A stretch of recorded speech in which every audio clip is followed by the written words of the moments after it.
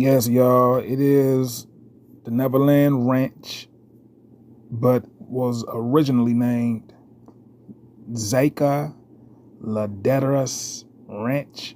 That's was the original name. It was an estate that was renamed also as Sycamore Valley Ranch shortly after it was purchased, by a property developer named William Bone. And this was in 1981. But fast forward into 1988, the Neverland Ranch was sold to Michael Jackson, and who renamed it after the Neverland, the fantasy island within the story of Peter Pan, a boy that never ages. Michael Jackson first visited the ranch when he visited Paul McCartney, who was, staying there at the time during their filming of the Say, Say, Say music video in 1983. Now, Mike left the Neverland Ranch in 2005, shortly after, his acquittal of the false claims that were claimed upon him because he bought his own catalog from the Beatles, bought the Beatles catalog when they started trying to make up and form these lies of child sexual abuse, which he never partaked in any of those things because Mike loved kids and kids was like peace to him. So with those lies and those claims, after they got acquitted and Michael Jackson was found not guilty, he left the Neverland Ranch and he owned it until his passing of the physical format. But the Neverland Ranch was a place of peace.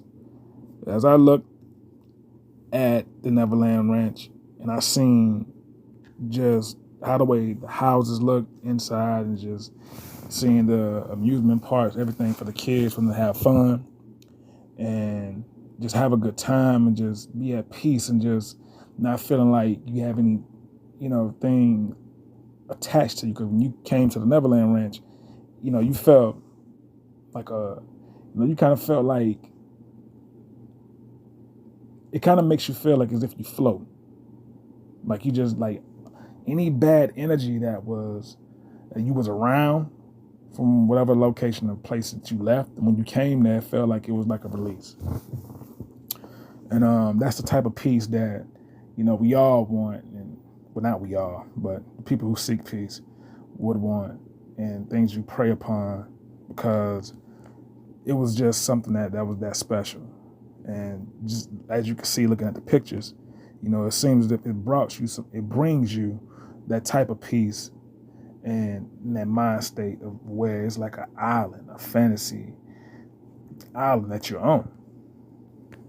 And I see why Michael Jackson had bought that land out there with that and made it and turned it into a Neverland Ranch. But it was an amusement park as well, that included 18 rides, bumper cars. Oh man, sounded like a lot of fun.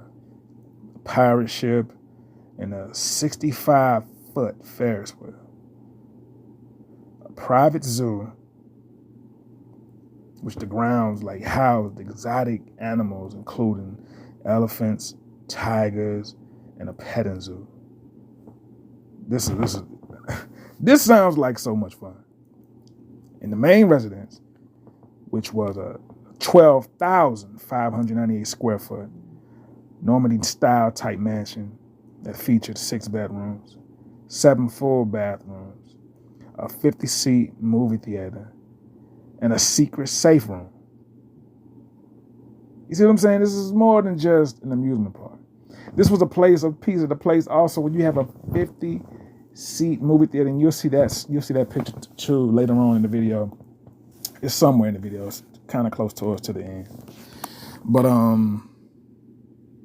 also I want to also add on top of that, it included also a train station that modeled after Disneyland, a European style type, hunting lodge, and a dance studio, and a floral clock spelling out Neverland.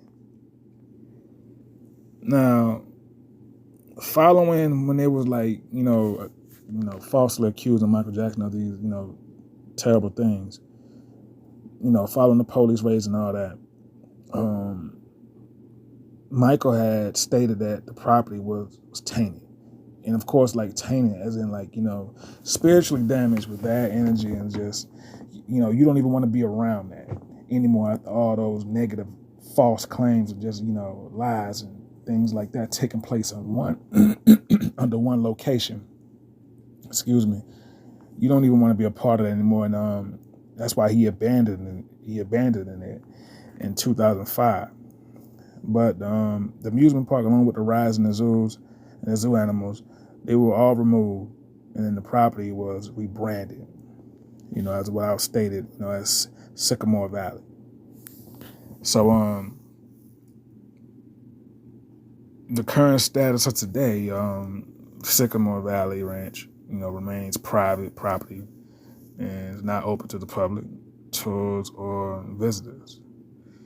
But it is also largely used for agriculture purposes and as a private retreat, with much of the original infrastructure, including, the main mansion, train station, and floor clock, is still preserved also.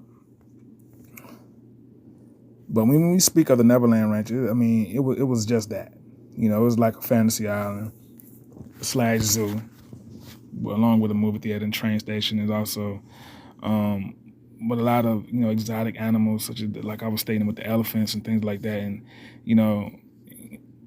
maybe you'll see a couple of zebras around at the time if you visited Neverland Ranch. But it was that special that it was something that I kind of was like, I could see why Mike wanted that. I could kind of see why he would want to be in that cut and have all those things, because kids are beautiful human beings until they depending on what type of parents they have when they get older, they start soaking in that energy of what their parents have brought upon them, and then they start being exactly like that or opposite. It depends, but kids are such a beautiful, peaceful, individuals, and I love kids, so much, because they bring, to me, I feel like they bring, happiness, peace, and it's just like I just love being, the person that they can look up at to as, the cool guy, the fly guy, focused, about his business, about his money, God first. I want kids to see that so they can, be just like me or if not better, So that's why I love kids, because I want to set a mark, for them to look up to and look at, right? So that's the same thing Michael Jackson, wanted as well, because kids don't come with, negative, energy and, demonic spirits, things that sort of all the wrong things like an adults do.